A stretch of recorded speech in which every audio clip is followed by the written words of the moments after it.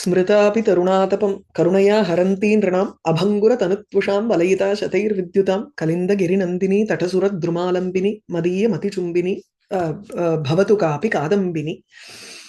We finished with the analysis of the different varieties of kavyam. So he said, ekaksharadikam tu tatra kavyeshu kavyameva nasti iti. So he finished with that and he gave an example of how this is a madhyama kavyam. Ullasa prollasa.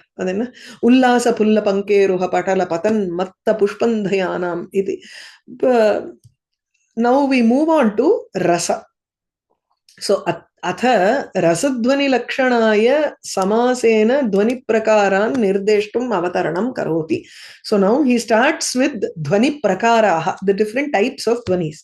So तत्र ध्वनेः उत्तमोत्तमस्य आसङ्ख्यभेदस्यापि सामान्यतः केऽपि भेदाः निरूप्यन्ते. Even though there are innumerable ध्वनि प्रभेद. So there can be many varieties of dhvani. Uttamottama kavyasya dhvanehe asankhya bedasya. It has innumerable varieties.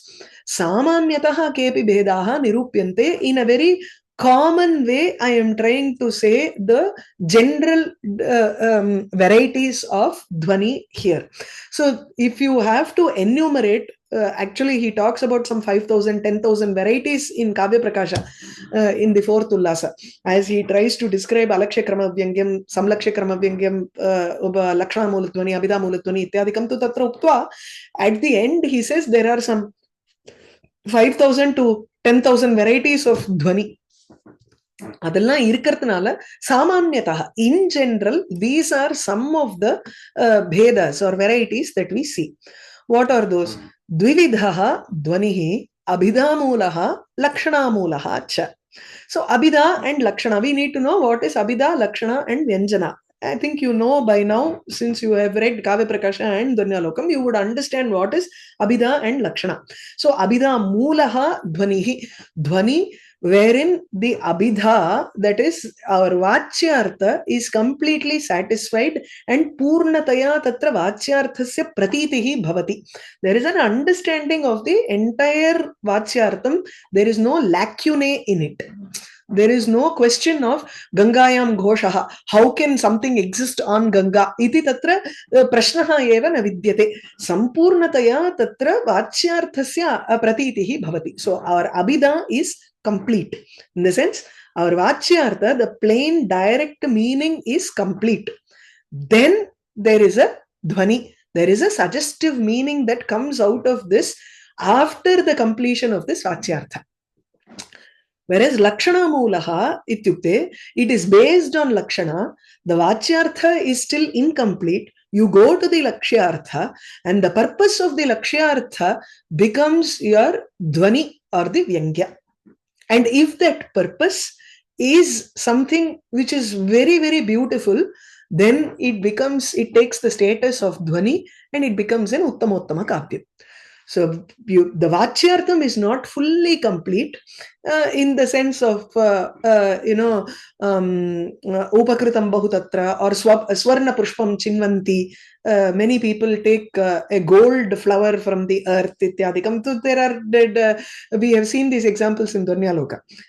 So Lakshana is where the Vachyartham does not completely fit. We need a Lakshyartha. We need an intended meaning for certain words because they do not fit. And then after making it with the Lakshyartha, we move on to the suggestion realm, which is Vyangyartha. Then we get the Dhvani. So it is Lakshana eva moolam yasya dhvanehe. So Lakshana moolaha. Abhida moolam yasya dhvanehe. So Abhida moolaha. Tatra Adhyaha Trividhaha. The first type, Abhidhamulaha, is of three types, which is Rasa, Vastu, and Alankara. So Rasa, Vastu, Alankara, Dhvani Vedat. Rasadhvanihi iti Asamlakshakrama Upalakshanat Rasa, Bhava, Tadabhasa, Bhavashanti, Bhavodaya, Bhavasandhi, Bhavashabalatvanam Grahanam. Now what is Rasadhvani? In Abhidhamula, you have three varieties. The first variety is Rasadhvani. In the Rasadhvani is something that is immediately understood. asamlakshya krama. Yatra kramasya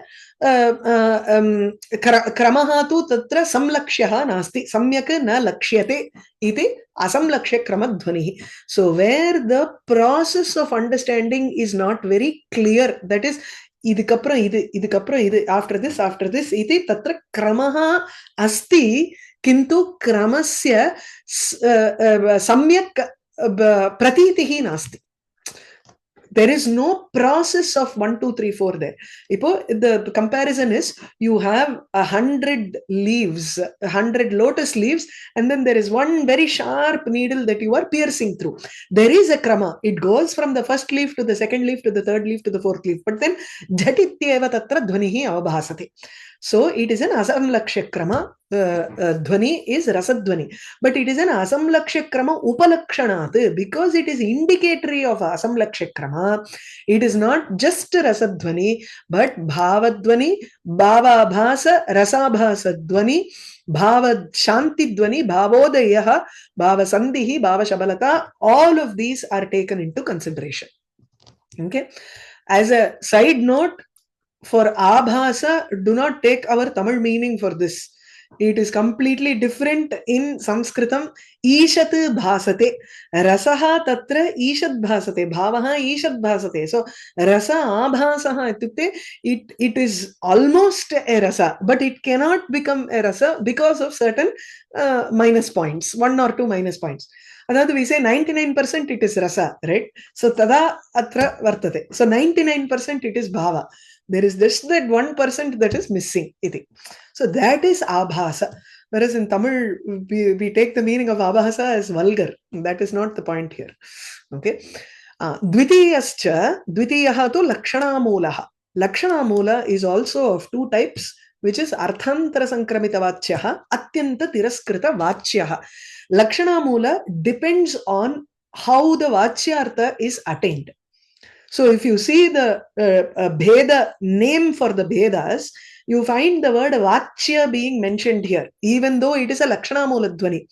Kidrishaha vachyarthaha tatra vartate, arthantare sankramitaha vachyarthaha. When the vachyartha is not satisfied within itself and it goes and ends in another meaning.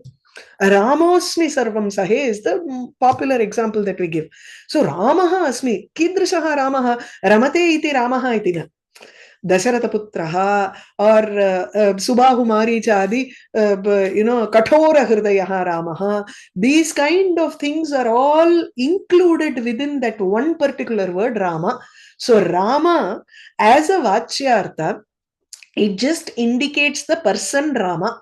But that vachyartha will go and end in a lot of other lakshana meanings, which is arthantare, in another meaning, anye arthe sankramitaha bhavati vachyaha. So this is one type of lakshana mula. The other type is atyanta tiraskrita vachyaha, where the vachyartha itself is completely ignored and we go to the lakshyartha, and that from that lakshyartha we go to the vyangyartha. I think he will give examples for all those here. So, or we will know from Dhvanyaloka also. It is fine. Now he takes up rasa. Rasadhvani. What is the swarupam of rasam? Samuchita lalita sanni. This is one full sentence that is going to be dealt with next. So we have to go by sentence by sentence here. So at the end we have ratyadihi eva rasaha ityasti. So ratyadihi rasaha iti chet tatra sthayi bhavo rasasmritaha. So that is the adage that he uses in his mind when he says ratyadihi eva rasaha. So rati is the sthayi bhava that is there in the minds of the sahridaya, which become udbhutam, which gets manifested in the minds of the sahridaya, and it reaches a peak of enjoyment, and that peak of enjoyment is called rasa. So which means rasa is not something different from sthayi bhava. It is the sthayi bhava itself in a very parinamita state. It accelerates and it becomes a peak, and that is when it is termed as rasa. So ratyadihi eva rasaha. Everything else is going to come and attach to this section here. Samuchita Lalita Nivesh Sannivesha Charuna Kavyena Samarpitaihi. Where are all these Samarpitaihi iti Karyaihi Sahridaya Hridayam Pravishtaihi Pade Shabda Vyapadeshyaihi Karanaihi. Now we are looking at the Karanam here. What are all the Karanams? So first we have to have a beautiful poetry on hand. Kavyena Samarpitam. All of these like Shakuntala or Dushyanta or any of these characters, let's say Krishna or Narayana, something, every Kavyam has its own characters who become the reason for rasa. So Alambana, we have these terminologies in Kavya Prakasham. We have read those: Alambana Vibhava, Uddipana Vibhavam, Anubhava, and Vyabhichari Bhava. These are there in Natyashastra. So for Natyashastra, for every particular rasa, he gives a list of Alambana Vibhavas, list of Anubhavas, list of Vyabhichari Bhavas, which are suitable. But you don't take that as the final list. You can also include depending on the context there. Now, the first thing we have to deal with is what is the support for the rasam, which is the alambana vibhava. Unless there is a beautiful girl, we are not going to feel shringaram. Unless there is a death, we are not going to feel karuna rasam. Unless there is a personality like Parashurama, we are not going to feel veera rasam or even krodha rasam. So we need that particular personality. How are we understanding that personality? For it has to be given in a beautiful manner in a kavya. So the kavya is charu, it is beautiful because of samuchita lalita sannivesha. Samuchita, anything that is appropriate to rasa. Samuchitaha ityukte rasadi pratiti anukulaha. Something that is appropriate to give us the idea of rasa. Lalitaha. Atayeva lalitaha manoramaha. It should also be attractive to the mind because it is very appropriate to that particular rasa. And sannivesha. Sannivesha is, it should be appropriate and attractive. Tadrisha shabdarthayoho gumphanam tatra vartitavyam. So that is your sannivesha. The kavyam which is beautiful because of connection of shabda and artha, that is appropriate to revealing the rasam, and that which is attractive also. So this is the first step for understanding a rasam. So we need a kavyam which has shabdartha, and that shabdartha should be appropriate to the rasam, and it should also be beautiful. So samuchita lalita sannivesha charuna kavyena samarpitaihi karanaihi. That will be our first reason. And then the sahridaya should be in the same wave or the frequency of the kavi. Sahridaya hridayam pravishtaihi. Sometimes we say, we read a poetry and then we say, everything is fine, but something, it doesn't go inside. And அதாவது மனசை தைக்கிறது இல்லம்போ. எங்க தாத்தா வந்து கச்சேரிக்கு போனா அந்த ராகம் நன்னாதாண்ட இருந்தது, எல்லாம் கரெக்டா இருந்தது, ஆனா மனசுல தைக்கலம்பர். It should come and actually embed itself in your mind. That's the whole thing. It may be all shastriya prakarena tatra sarvam tu, it'll be perfect. No meter problem. All the 700 doshas that Kavya Prakashakara has mentioned will not be there. It will have all the 24 gunas probably. But then somewhere it has not entered the Sahridaya's mind. Then there is no point in it. You need to be in that frequency. The Sahridaya also has to be in the frequency of the Kavi. So Sahridaya Hridayam Pravishtaihi. Those Karanas should have entered the mind of the Sahridaya. Tadiya Sahridayata Sahakritena Bhavana Vishesha Mahimna. Okay.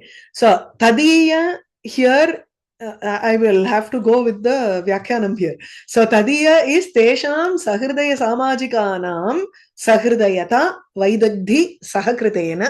So this becomes a Karanam because the Sahridaya also has that kind of an expertise to understand or pick on these clues. See, half the time when we read a Kavyam, we don't understand those clues. We don't understand that, oh, this is what we have to take as a Vyanjaka Padam. This is what we have to take as the Artha here. We don't seem to understand all of these things. So the Sahridaya should have a Sahridayata or Vaidagdhyam. He needs to have that special intellect to understand all of this. So Tadiya Sahridayata, Tadiya ityukte, the audience's Sahridayata, or that understanding capability, expertise, Sahakritena, being helped by that expertise that this audience has. Bhavana Vishesha Mahimna. What is this Bhavana Vishesham? Sahridaya Itara Dushkaratvat Vilakshanasya Bhavana Visheshasya. So he says Shashwatika Tadartha Anusandanasya Mahimna. Inge vandu Bhavana is more to do with the charvana that he does. He may have that Vaidagdhyam, the expertise, to understand. I understood. Done. Let's go. Where is the rasam? Iti tatra na prashtavyam tena. He has to ruminate over it. Tatra charvana kartavya. Appada there is a bhavana, vishesha mahimna. There is a transformation where he keeps on thinking about how beautiful that shlokam is. And then that only can bring about a transformation in it. So he has to ruminate and understand why Shakuntala is a heroine here. Why Rakshasa in Mudra Rakshasa can become a hero and not Chanakya maybe. In that way you have to try to keep on understanding and charvana kartavya. Charvana is and the asa podradungirom illaya. And the madri we have to keep on thinking and ruminating about it again and again. So that bhavana vishesha mahimna, by the greatness or mahatvam that goes on because of this analysis that is there in their minds, Vigalita Dushyanta Ramanitwadibihi Alaukika Vibhava Anubhava Vyabhichari Shabda Vyapadeshyahi. Slowly, as he thinks about all that, he removes the aspect of Dushyantatva, Ramanitva. Adavade Ramani is she is the beloved of Dushyanta. That section is vigalitam, that is slowly removed from the aspect. You just feel a sadharani karanam. That is another word that you use. Sadharani karanam ityukte, you are completely one with the character there. So there is an alaukika vibhava anubhava vyabhichari shabda vyapadeshyahi. You are no longer thinking of them as karanam. You are thinking of them as alambana vibhava. You are no longer thinking of him as Dushyanta, you are thinking of him as Alambana Vibhava. You are no longer thinking of Chandra, Udaya, is the moon full of craters or not, ityadikam tu tatra na bhasate eva. You are immediately saying that, oh, this has increased that ambience. When you go into a restaurant, they have this dim lighting and all that. You don't think of how many watts bulb that is. You only go there and sit, you say, okay, this is a beautiful ambience. That sort of attitude should come into your mind at that point of time. You don't think of whether the sand is small sand or fine sand, or is it Bay of Bengal sand or Arabian Sea sand. Saikate, Yamuna Saikate ityukte Yamuna Saikatam. That's all. In your mind, it should be an Uddipana Vibhava. Nothing else should click there at that point of time. Okay, Appada, it is the same frequency of the Kavi. Vibhava, Anubhava, Vyabhichari, Shabda Vyapadeshyahi. These take on the nomenclature of Vibhava, Anubhava and Vyabhichari because they are portrayed in the drama. They are no longer in your natural life for them to be Karanam or Karyam. Okay, they take on, transform into a Samjna in the Kavyam. Shakuntala-dibihi alambana karanaihi. Now Shakuntala becomes the alambana vibhava. She becomes a karanam for the Shringara rasa to manifest in your mind. Chandrika-dibihi uddipana karanaihi. There are other reasons also, like Chandrika, moonlight, etc. become the uddipanam, kindling reasons. Ashrupata-dibihi karyaihi. Now, because these are support, You can't just have a beautiful scene and Shakuntala standing there and expect us to feel the Shringaram. No, she has to do some karyam, some actions, some gestures, abhinayas. Those abhinayas are called anubhavas. So Ashrupata adibihi karyaihi chintadibihi sahakaribihi. There should be other factors also which nurture this factor. If she does not say any dialogue and just stands there and cries, then it's not going to give us that Vipralamba Shringara in mind. We need her to start talking about how much she misses the other person. There should be different descriptions. There should be chinta, shanka. Is he going to abandon me? Ityadikam tu tatra. We need those kind of vyabhichari bhavas. These are sahakari. They are helping things for us to understand. Sambhuya, now these come together, and pradurbhavitena alaukika vyaparena. When all of these come together, when the karana, karya and sahakari come together, sambhuya, there is a vyaparam, there is a process that happens which is beyond what is happening in the world or what is happening around us in regular life. That is, whatever happens in our regular life is laukika vyaparam. Amma adicha kolanda alardu. The mother hits and the child cries is a laukika vyaparam where he feels shokam. It can never be treated as karuna rasam. In a play, it takes on an alaukika vyapara. It transforms into a different format because of certain things, because you are reading it in a different perspective there. You are viewing it in a different perspective. Okay, you are not a subject there. You are a onlooker. Okay, so tatkala nivartita anandamsha avarana ajnanena atayeva pramushta parimita pramatrtvadi nija dharmena pramatra gochari kriyamanaha ratyadi rasaha. So the whole thing comes because of all these things. Pramatra, a person who sees, a person who understands it, he perceives. Gochari kriyamanaha. This rati transforming into rasa is being perceived, gochari kriyamanaha, by the pramata. And how is this pramata? He uses an alaukika vyaparam, and then tatkala nivartita anandamsha ajnanena. Tatkala, at that point of time when all of these come together, there is an anandamsha avarana ajnanam nivartitam.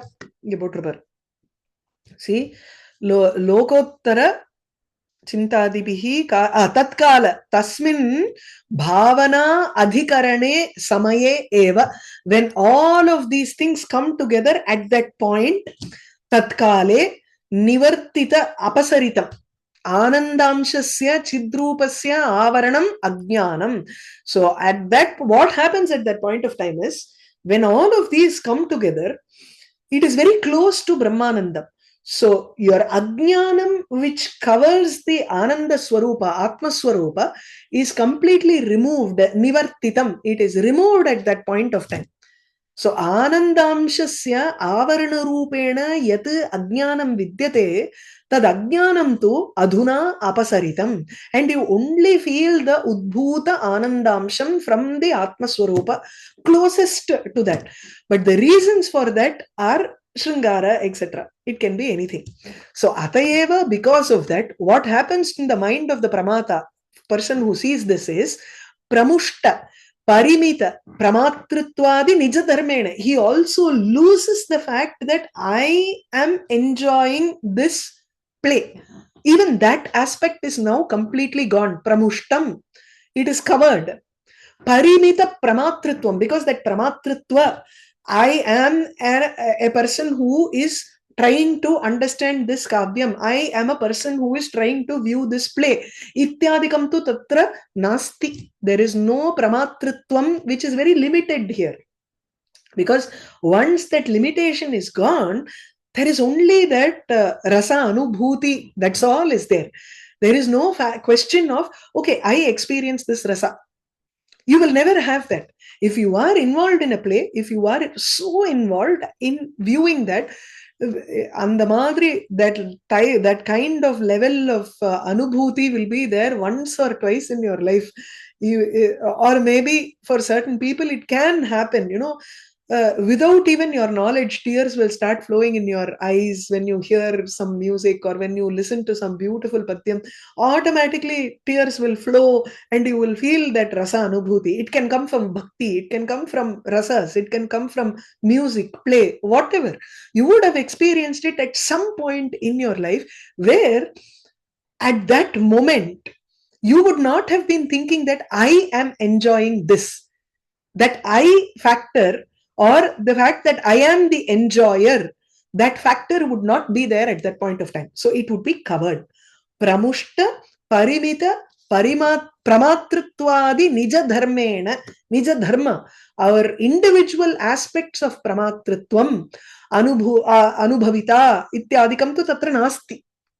Tadrisha pramatra, by a person, by the connoisseur or the rasika who is enjoying in this manner, swaprakashataya vastavena nijaswarupa anandena saha, along with his atmananda, swaprakashataya, which is automatically showing itself, because you don't have any of those feelings there. Yo, he is dancing better than me, he is singing better, tata nastyeva tatra. There will be only pure enjoyment of what is being presented. At that point, it is only Ananda Swarupa. There is a Swaprakasha. There is no other bhavas are not even seen in that aspect. Okay?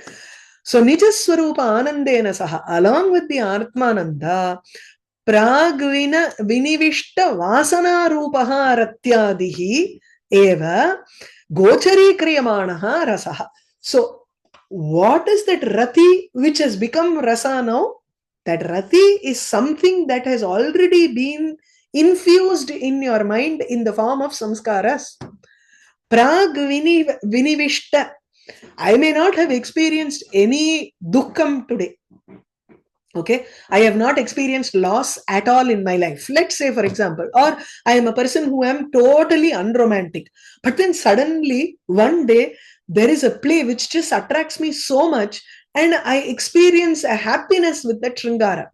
So then it means that there is some samskara bhutam of that rati which is present in the linga shariram, let's say, in the sukshma shariram, that is present with our manas and all that, and there is a force which has brought that feeling out.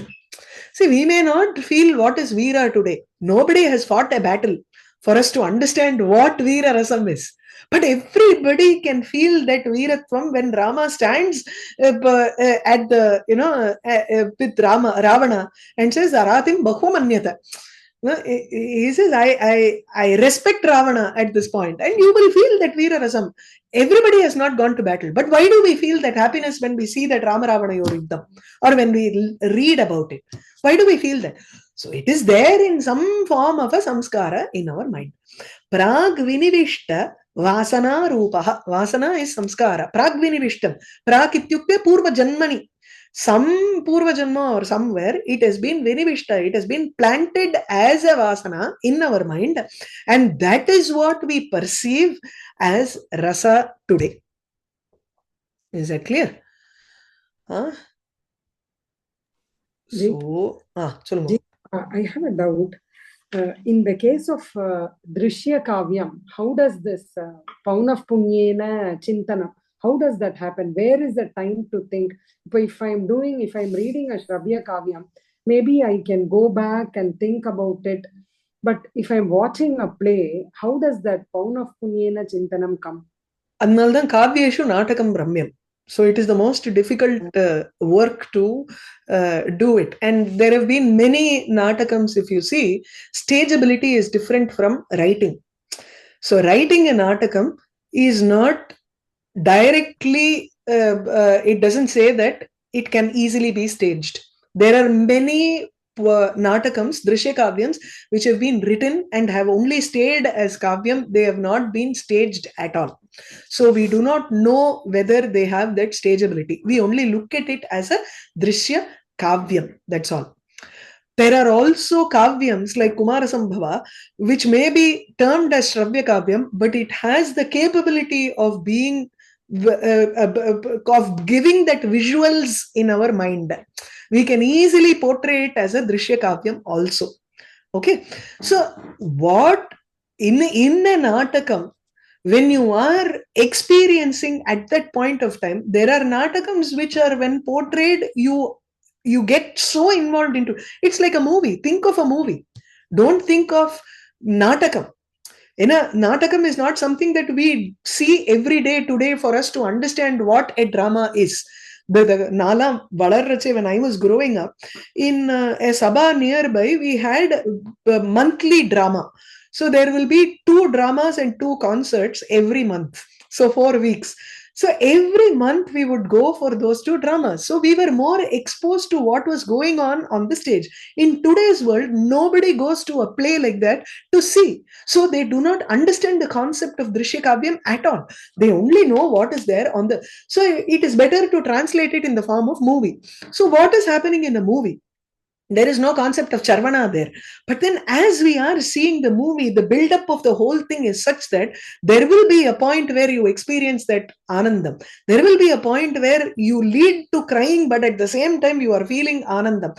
You come back, and then what do? You analyze the particular movie based on other movies that you have seen. So there is a bhavana vishesha mahima that happens in your mind based on all of the 5 different movies that you have seen by the same director, let's say, or the same actor. You have analyzed it. You have worked with another friend of yours. You discuss it. You say, oh, this part is not nice, that part is very nice, ityadikam tu tatra. You have done a charvana with this concept in mind. Now you go to the 6th movie. What happens? This gives you a vaidagdhyam in your mind based on what is best formula for a movie. And then you go watch the 6th movie. It happens as it becomes a charvana mahima. Yeah. Huh? Yes. Okay. Okay. We'll probably stop with this.